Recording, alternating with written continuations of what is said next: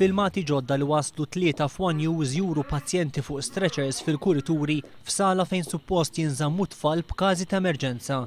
Il-President tal-MUMN Paul Patch jgħid li dan huwa fenomenu ġdid li beda jiddomina fl-aħħar jiem fl-isptar Mater Dei. Dal-aħħar qed naraw fenomenu ġdid li mhux tal-li sanna pazjenti iktar fil-kurituri, dik ngħidu l-erja 2, saħansitra erja oħra ttieħdet biex inteġġu npoġġu pazjenti fiha. Dik tara kemm il-problema mhux tal-li tiġsolva ruħha, imma saħansitra da tikber. Paul Patch jgħid li l-problema ta' fullare trendi lid-Dipartiment tal-Emerġenza f'post mhux adattat għall pazjenti.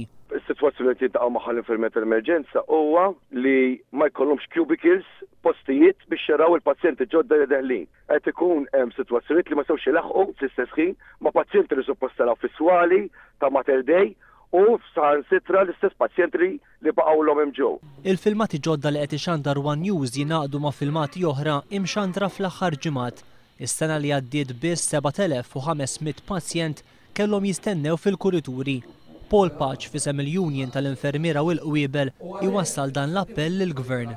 Hemm bżonn jibda jindirizza dil problema bħala long term solution u ma jibqax jaħbi l-verità billi jgħid hija problema biss tax-xitwa. Il-verità qed tuqila turi dal-aħħar 4 snin li kienet differenti u l-appelli tal-MUMN dejjem kienu morru għal long term solutions.